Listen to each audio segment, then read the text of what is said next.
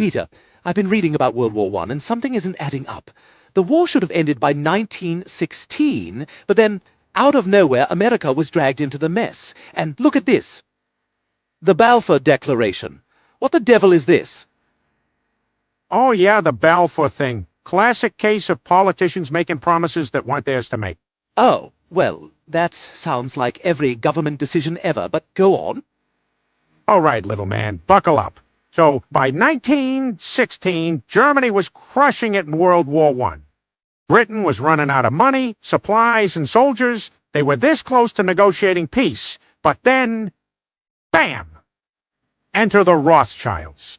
So, the Rothschild banking dynasty, the big money guys, went to the British government and said, hey, we can get America into this war on your side. And what, pray tell, did the British have to do in return? Oh, nothing major, just, promise Palestine to the Zionist movement. Wait, what? Britain just gave away someone else's land to get America into the war? Yep. Classic Britain move. They wrote it all down in the Balfour Declaration. Letter from British Foreign Secretary Arthur Balfour to Lord Rothschild, basically saying, hey, buddy, we'll support a Jewish homeland in Palestine. Just help us win this war, okay? And just like that, instead of the war ending in 1916, it dragged on for 2 more years and got millions more people killed. Exactly. And when Germany finally surrendered, they got obliterated by the Treaty of Versailles, which left them in ruins and paved the way for World War II and Hitler's rise.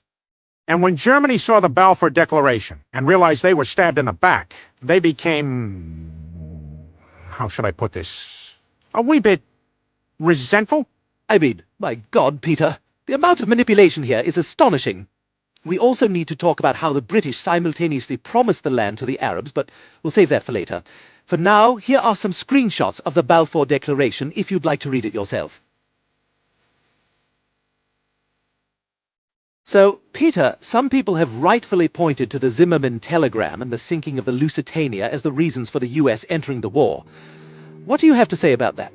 First, we got the Zimmerman telegram. That message where Germany supposedly told Mexico to attack us. But guess what? The only copy of the telegram was intercepted by British intelligence. There was zero physical proof Germany actually sent it. And when they showed it to the American public, most people didn't even believe it.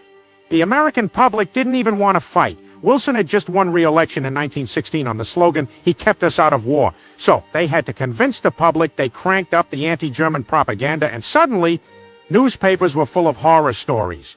Additionally, the telegram is just plain stupid, almost too good to be true. And let's not forget, at this exact time, the Balfour Declaration was being negotiated. The British government and the Zionist movement had every reason to drag the U.S. into the war for their own interests.